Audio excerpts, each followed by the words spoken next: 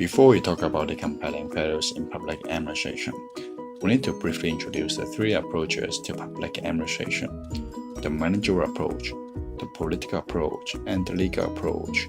Each of these approaches emphasize different values, procedure, and structural arrangement for the operation of public administration.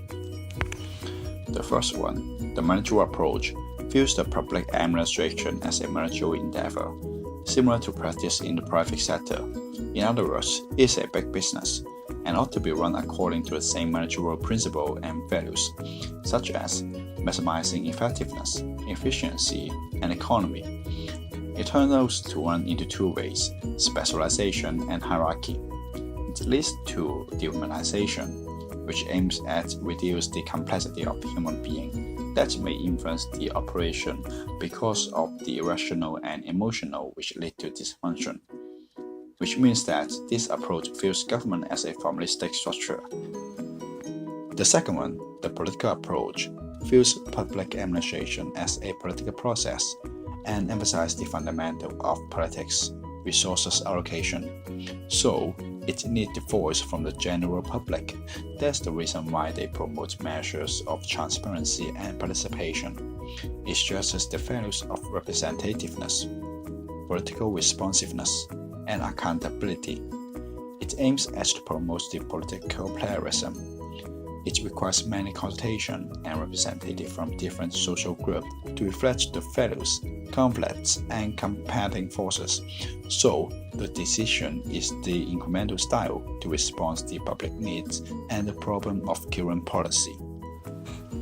The third one is the legal approach. It views public administration as applying and enforcing the law in concrete circumstances, which lead to the administrative processes more likely to be cultural procedures. This approach emphasizes the legal values, rule of law, and it includes several central values: procedural due process, which stand for the values of fairness and to protect individuals by procedure. Substantive right is an equal protection of law and views broad individual rights and liberties as a positive good. And equity stand for the values of fairness. However, the values behind the three approaches usually conflict with each other. For example, the project of Hong Kong Palace Museum in the West Kowloon Cultural District. From the views of the managerial approach, it is efficiency and economy and effective, and also result-oriented, because it did not have many consultations and complicated procedures, and it enacted very quickly. On the other hand, from the approach of politics and law, it neglects the need of representativeness and accountability from the general public. In addition, it violated the values of the legal approach, the procedural due process. For instance, by passing the Legislative Council funding procedures and donated by Jockey Club. This policy does not follow the procedure, it is just result-oriented.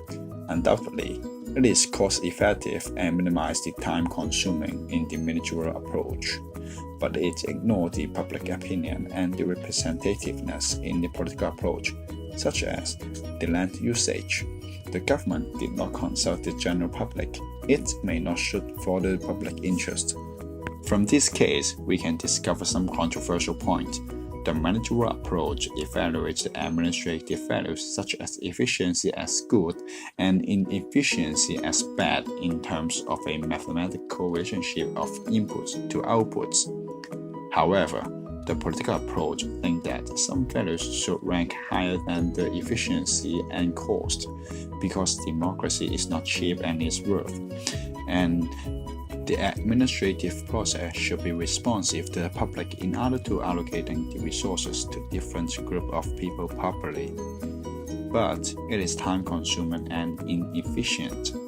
The legal approach emphasizes the equal rights among individuals, but the process will become cumbersome and time-consuming due to maximum protection of the rights of individuals. From the above approaches, we can note that these values are hard to stress together.